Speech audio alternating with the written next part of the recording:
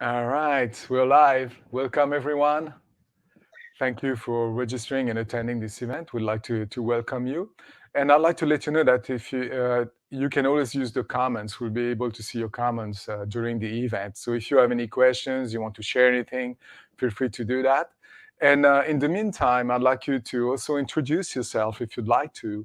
Write something in the comments, your name, where you're calling from, and how do you feel today? So, really special. I'm so happy. It's my pleasure today to introduce my very special guest and friend, Bruno Vacciano.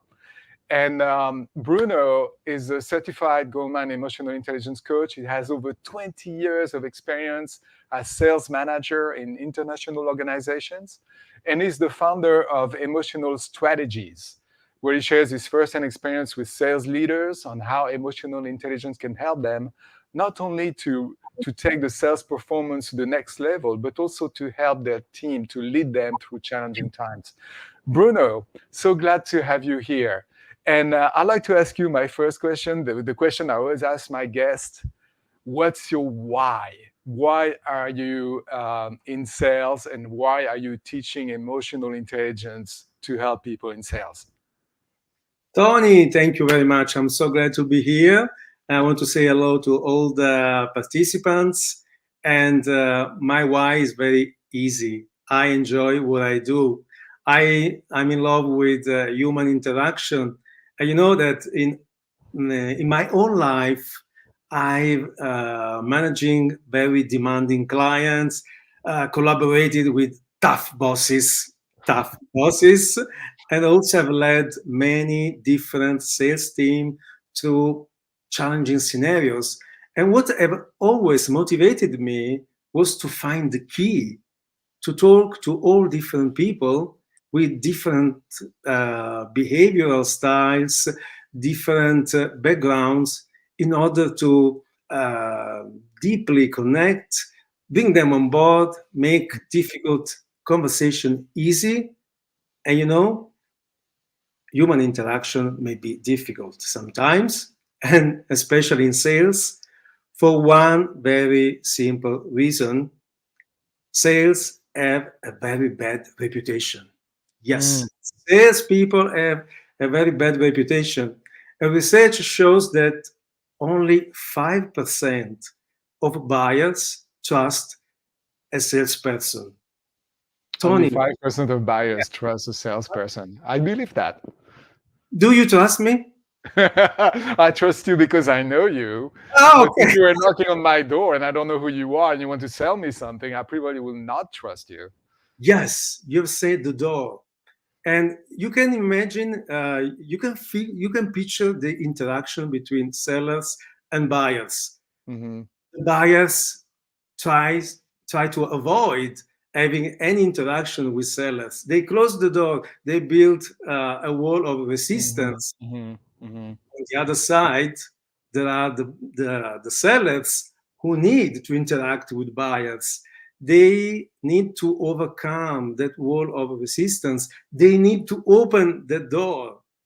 And so, what I do, so in this interaction, if you don't know how the brain works, how emotions drive human behavior, it could be very difficult to manage all that. And Hmm. this process can be an endless source of triggers, of Hmm. disruptive emotions that reduce your effectiveness, reduce your ability to achieve your goals, Hmm. whether you have to sell a product to a client or just an idea to your boss or to your team. So what I do is to help people open doors. Do you have a broken Hmm. door?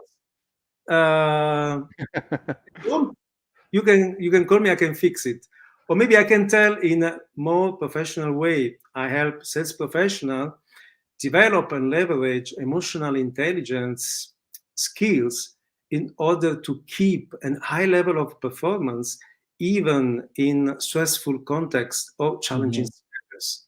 This is what I do. Hmm. Great, fantastic, because we need you. We need to understand how to set our ideas. I geared this event more towards selling ideas than selling a product. It's Yeah. at the end, it's probably the same thing. You're the product, your idea is the product as opposed to a product itself. But I know a lot of people in situations at work, working in the tech industry, working in marketing, or even operation, and they have great ideas. They have ideas on how things could be done differently and be advantageous to everyone. But they have trouble selling their ideas. They don't know how to talk to their peers, to their boss, to their boss's boss, to sell the idea and make it a reality. And I really think that emotional intelligence can help with that. So I want to hear from you. What uh, you talked about, sales triggers. What is a sales trigger, and how does it work, and how does that play into the whole sale thing? Yes, as I told you before, there is no big difference between selling a product to a client or an idea to a team, to a boss. The point is the dynamic that we create, Mm-hmm. the dynamic that unfold in one interaction between at least two people. And we can, a trigger is something that ignite a disruptive emotion that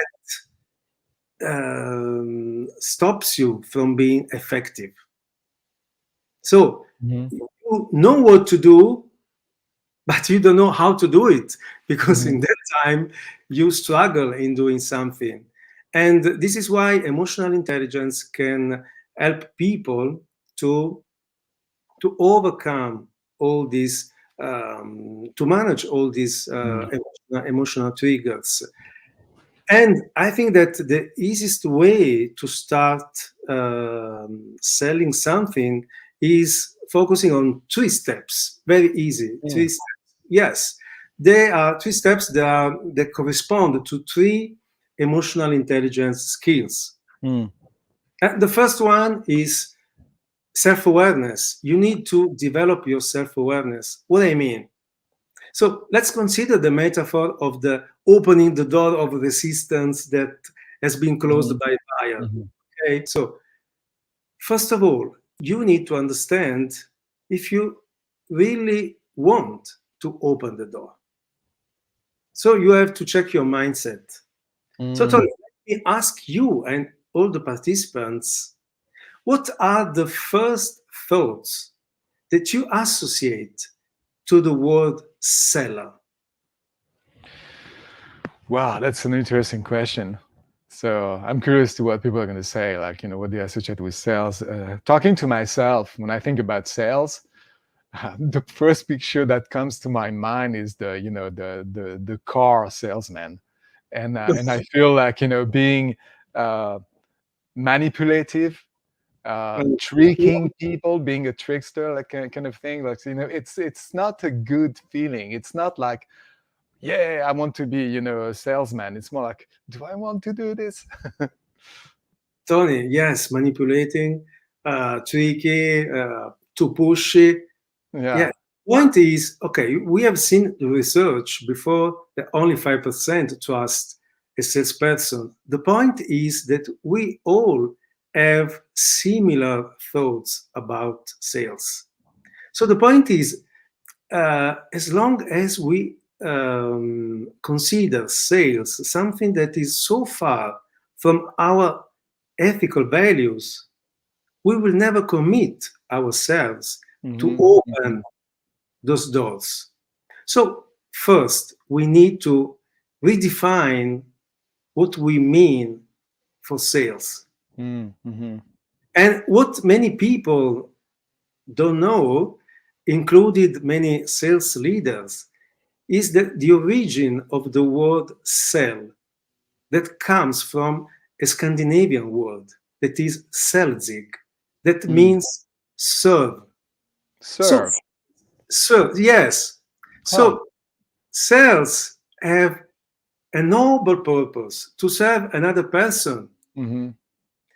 So, we need to get in touch with this noble purpose if we want to be effective when we take the role of selling something to someone. Wow, that Otherwise, makes a difference, Bruno, because when I think of it, like if I go towards like I want to sell something to someone, whether it's my idea or yeah, something else, I feel like okay, I need to make them believe what I'm. But if I go with the mindset, how can I serve them? Then it's yes, totally different. yes, Tony, yes. Feels like the door is already half open. Yes, your time. Yeah, the door is still closed, but you have the Mm, willingness to open the door. hmm That is the starting point because all starts with you. mm, And we can go on with self-awareness by before any interaction, we need to check our self-talk. This is very mm, important. What is hmm self-talk? Is the story we tell ourselves about an experience that we are going to do. hmm And the point is that neuroscience tell that the 80% of the self-talk is negative. Yeah. And what we think creates results in a cycle that is made of thoughts, thoughts that creates emotions, emotions that drives actions, actions that lead to result. Let's Mm, take a very easy example. You want to sell an idea to your boss, okay? So, what if your self-talk is, if I call him, I disturb him? Or another one, my idea is not good enough to arouse her attention. This is the self-talk. What is the emotion? hmm Yeah, before you go there, Bruno, I so can relate to that, like the self-talk. I remember like, trying to sell ideas in the tech environment, and my thoughts were exactly like that. My boss is too busy. I cannot, disturb him right now. As for the other people, my peers, oh, this one, he will not understand what I'm talking about. This one will not want to do that because it's for another reason. But I was already making up in my mind what would happen, and most of it was negative, so deflating. And at the end, like you don't have the energy to take the action because the battle is already lost, Yes, and because it's all in your mind. It's not even real. yes, because the emotion related to those thoughts is fear. And when you are scared to do that call, you avoid or postpone the call. Mm-hmm. You avoid or Mm-hmm. postpone the conversation. Mm-hmm. This is the action. The result is that you don't bring your boss on board. Mm-hmm. So you have to challenge. Mm-hmm. You have to first check your self talk, then challenge the self talk by asking, what else could be true? Yeah. And look for a positive and a new side, a new perspective on that Mm-hmm. interaction. Mm-hmm. If you change your thoughts, you change your result. So once that you have changed your thoughts and you have checked your mindset, you can go on the second step, that is apply empathy. Aha. Yes, the biggest mistake people do when try to sell a product to someone or an idea to someone is to focus on being right, on creating the rightest proposal. The false belief here is to think that if we create the perfect proposal ever that cannot be questioned by no anyone, we will get a yes. But we we forget that the people are not driven by logic, they're driven by emotions. This is why we eat not very healthy food but junk food. This is why we smoke cigarette or drink alcohol. And Mm-hmm. the point is not about creating the perfect proposal, but how this proposal will make the other people feel. Yeah, and I'd like to add to that, Bruno, if I may. I've been in many situations like this where I wanted my proposal to be absolutely perfect, the perfect PowerPoint, the perfect everything, so nobody could say anything. But when you do that, even if you succeed, people get bored. You end Yeah, up talking to them, they're not part of the conversation, and they feel yes. like it's imposed on them. It's better to come with an idea and let everybody explore, everybody be part of the conversation. And then, like you said, it becomes more, it connects you with the other people. It's like, more emotional on the emotional side, the connection that you create with the other people, giving them space to be part of the conversation. So, Yes. yeah, being perfect is not helpful in that case.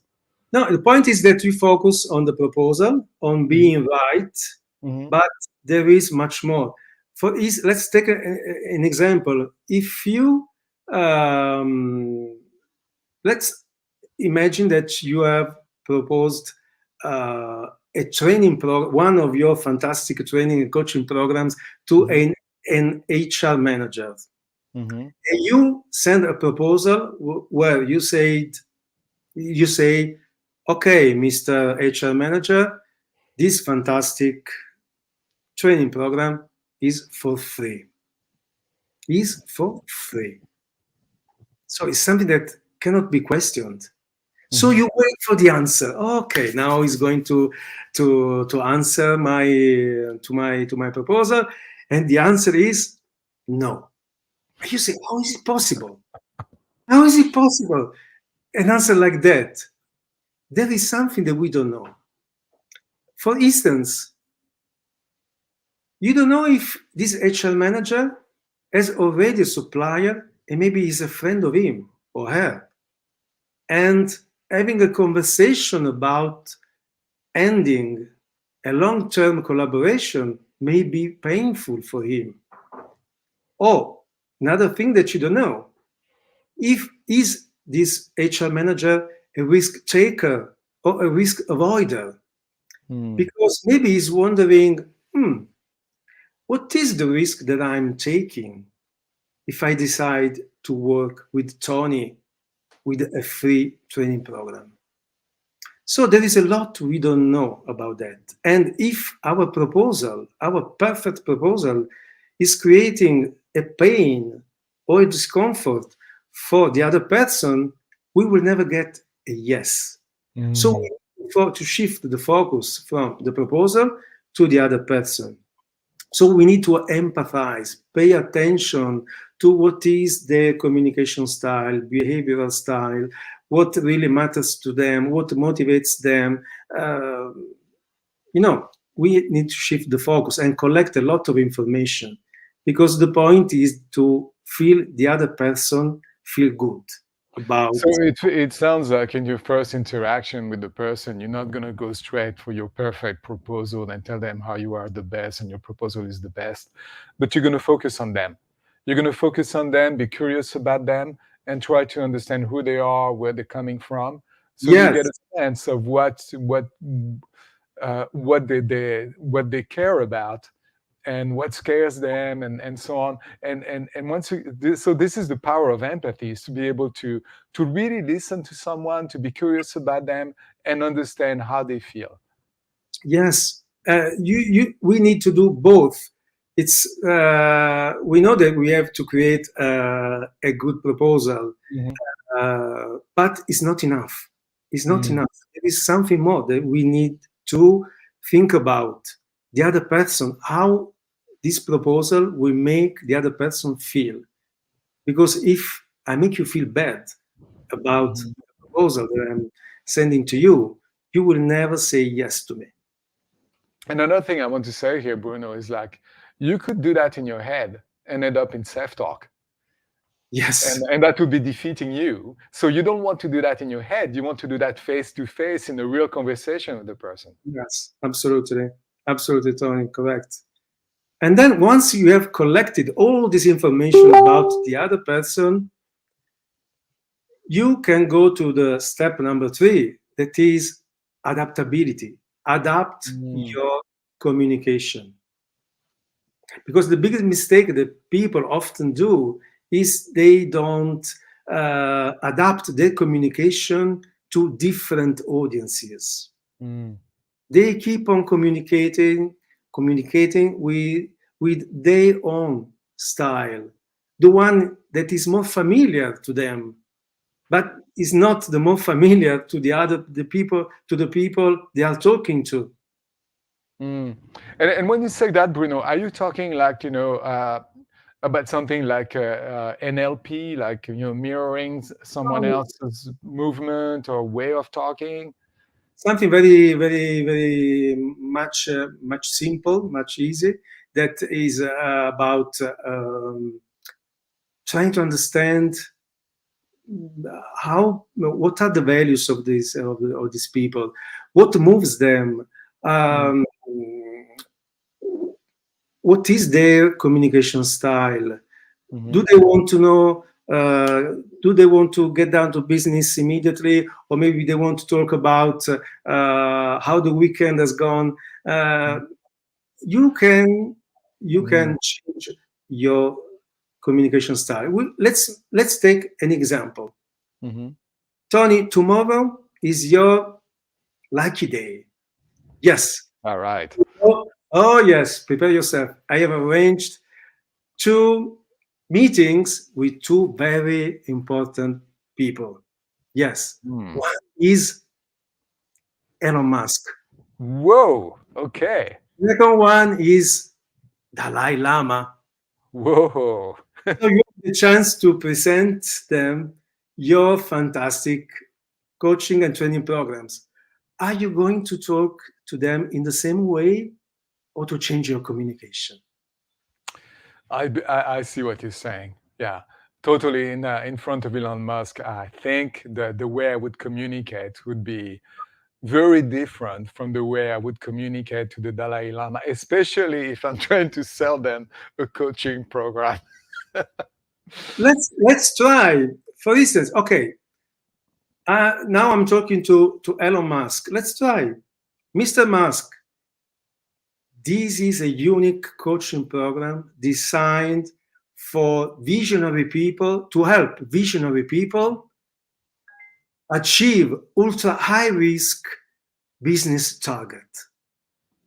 Now we go to the Dalai Lama and see what can we change. His Holiness, Your Holiness, this coaching program is very affordable and suitable for almost every person around the world. And it is designed to help people feeling better and live with peace of mind. You know, it's always a coaching program. What you have done is to focus on values that motivates Mhm, the mhm, people you're talking to. mhm, So you need to get familiar with people in order to adapt your communication. There is a movie scene that I suggest all participants to watch. That is from the movie Hidden Figures. In Italian, Il mhm, diritto di contare. mhm. Hidden I saw figures. it Yeah. yesterday in Mhm, Italy, and it's a movie about that tells the story of three brilliant African American women working at NASA. And there is a scene where one of the three, that is Mary Jackson, must persuade a judge in the state of Virginia, that was at time still a segregated mhm, state, to allow her to have access to attend classes at mhm, an all-white school. It was mhm, something that mhm, was never seen before. mhm, What is that she did? She collected a lot of information on the judge.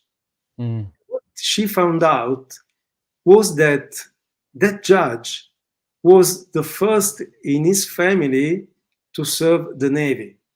He was the first attending the university. Oh, first. But Yeah, yeah, yeah. when she entered the court, She didn't focus on being right. She didn't focus on her problem. She focused on the judge. And she said something like, "Your Honor, you should understand how important it is to be first."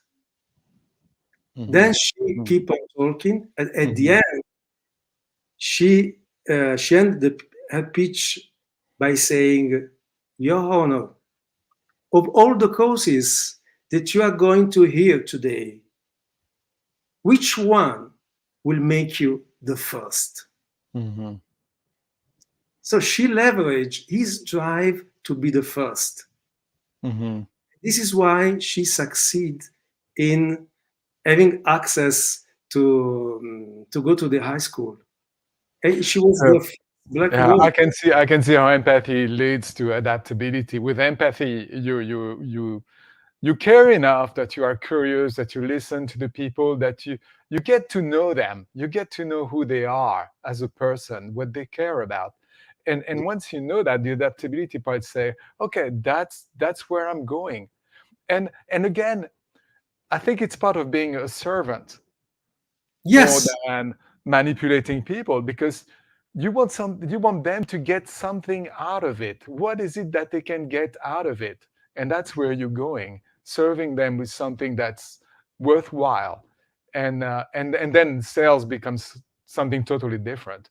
So going back to the, selling your ideas at the workplace, or whatever you're selling, the proposal or so on, uh, it's really about the mindset of serving people. And in order to serve them, you need to understand who they are. You need to know enough about them. yes. You need to serve in the higher sense of not only to do something for the other people, but you keep in mind that you can achieve a goal if you help the other people achieve his Mhm. her goal too. Mm-hmm. And there's a certain, level of ethic here. Like, you could not do that if you're selling, let's say, mines, for example. But you have to sell something that's of value, that's helpful to people.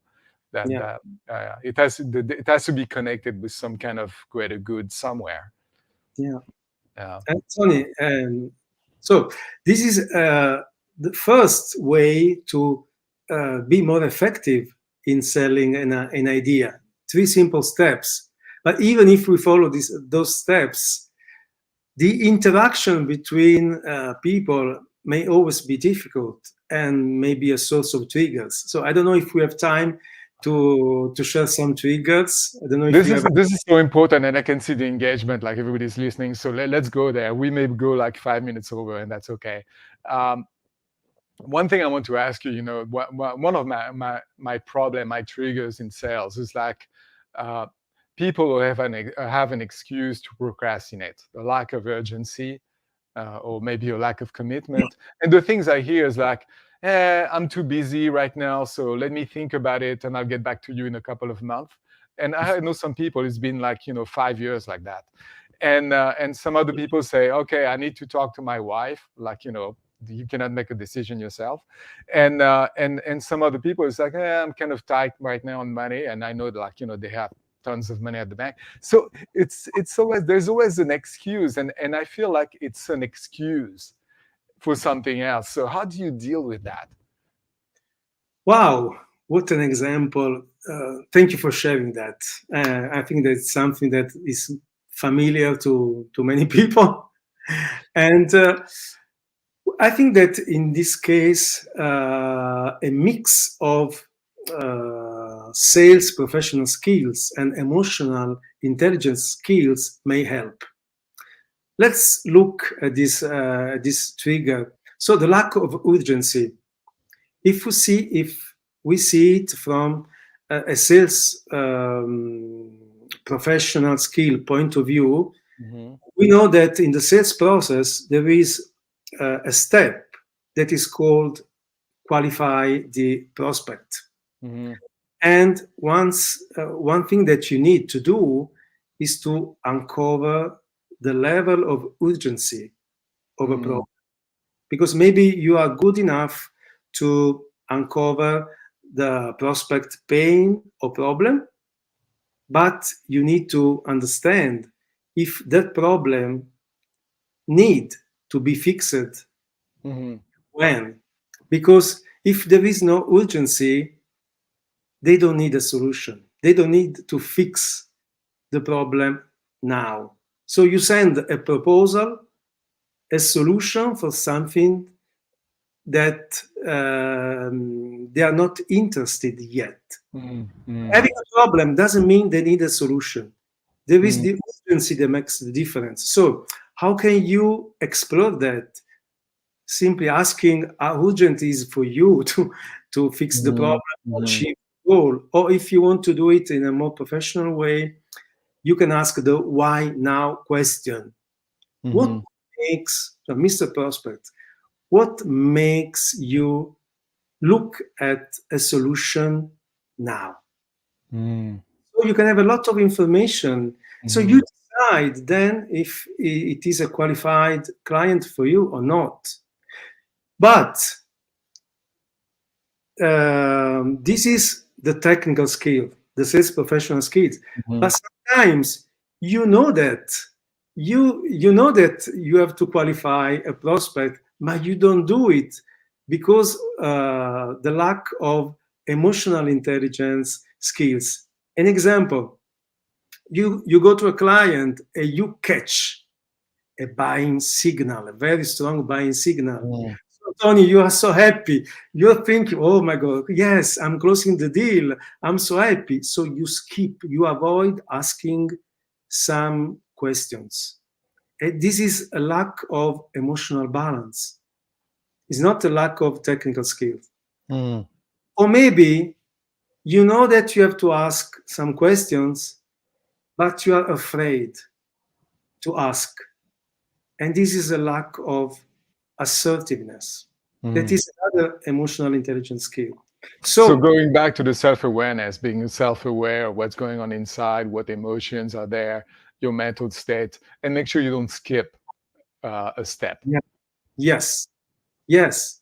So I invite you to reflect on your experience and Hmm. think, is it a lack of sales professional skills or lack of emotional intelligence skills, like, for instance, Hmm. emotional balance, assertiveness? Hmm. Hmm. Cool. This is great. And we're kind of like in a bad time, but I want to see like the comments if there are any questions. Uh, Yes. Thank you very much, everyone, for participating and adding to the comments. It's really wonderful. And I see a question for you, Bruno, from Fabrizio. Don't you think that the modified sales process due to the pandemic has made it more difficult to open these doors, being more difficult to involve someone through a medium? um, it changed things. And I think that what makes difficult the interaction is the shift of habits. Mm, So again, we need to check our mindset, mm, because during the pandemic, I remember a lot of people self-talk was, if I call a client, it's about business. So it's not the case, because now we are all suffering. mm, What else could be true? We can call a client as we did before, just to say, hey, client, how are you? How are you now during the pandemic? And now I know that. So, first of all, we can check our mindset. And then we know that the habits are changing. And maybe the problem is up to us to adapt again and find a new way to connect and to be effective. For instance, now I'm talking from Milan to a lot of people. I'm connected with you, Tony, from California. And this is something that was never, yes, maybe it was possible before, but maybe we didn't think about it. it wasn't so common. Yeah. Yeah. So there are something that we miss, but something that we can get. We need Th- to adapt. There's something that just, that crossed my mind as you were talking during the pandemic. The people that you who are your potential clients, and going there and asking them, how are you doing? And again, the idea of being a servant rather than a salesperson. In order to do that, you have yourself to care enough about your clients. You Yes, cannot just see them as numbers, as yes, you have to see them as people and really care about them. And, yes, uh, and again, empathy is a skill that can help you with that, because in empathy and emotional intelligence, we learn um, to have self-compassion, and also compassion for other people, to care about other people. And that's a skill I think is very important. We are so focused, we are so into concept, numbers, names, that sometimes we forget that there is a real person behind the name, yes, and it's not just a number.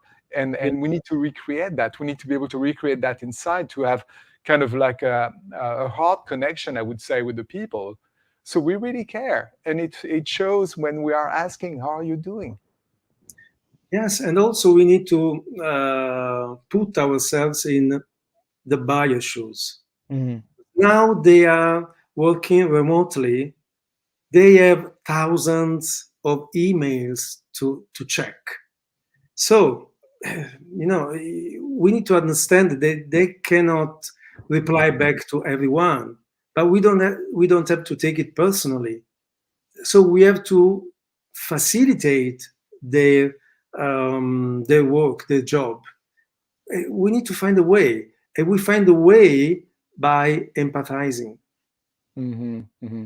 Yeah, I mean, asking someone to be on Zoom with you for half an hour so you can talk with them and present what you're doing, that's a great service that they do to you, to take away from their own time and being on Zoom, where they've been on Zoom like all week long. So it's, yeah, we need to remember that. That's very important. Are there any other questions?